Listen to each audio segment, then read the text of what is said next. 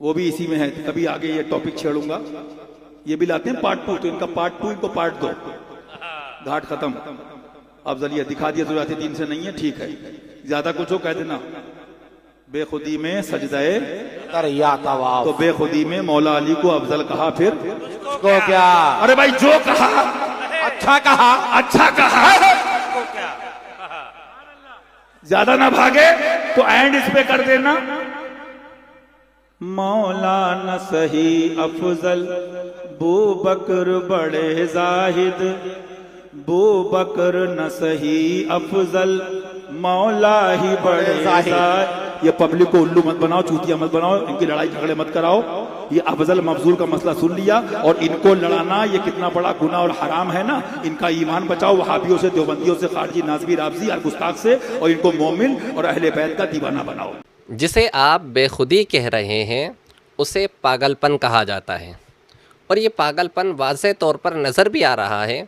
Stage पर बंदर dance चल रहा है, सब लोग इस चीज़ को मुलाहिज़ा कर रहे हैं। और इस पागलपन की हद क्या है, ज़रा ये तो बयान कीजिए। क्या इस पागलपन में आप हज़रत अली को नबियों से अफजल कह देंगे? क्या ये भी सही होगा? क्या आप इस पागलपन में हज़रत अली को नबी सल्लल्लाहु ताला अलैहि वसल्लम से अफजल कह देंगे? ये भी सही होगा। क्या आप इस पागलपन में हज़रत अली को खुदा कह देंगे? ये भी सही होगा।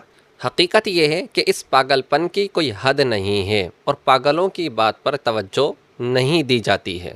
दूसरा ये, आप आला हज़रत के अशार को तब्दील कर रहे हैं। आपको समझना चाहिए, एक आम शायर के अशार को भी बदलना दुरुस्त नहीं है, और आप कलामुल इमाम इमामुल कलाम के अशार को तब्दील कर रहे हैं, वो भी अक़ीदा-ए अहले सुन्नत पर ज़रब मारते हुए। आप आला हज़रत का नाम लेना छोड़ दीजिए, क्योंकि इमाम अहले सुन्नत ने वाज़े तौर पर फतावा रज़विया में एक नहीं दर्जन से ज़्यादा मकामात पर यह लिखा है कि हज़रत अबू बकर मौला अली से अफजल हैं।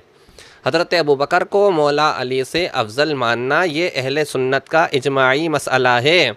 जो मौला अली को अफजल कहे हज़रत अबू बकर से, वो शख्स तफजीली है, और तफजीली राफजियों की एक शाख है। ये इमाम अहले सुन्नत के फतावा जात से ये बात वाज़े तौर पर मालूम हो रही है, तो अपने आप को राफजी मान लीजिए फतावा रज़विया की रोशनी में।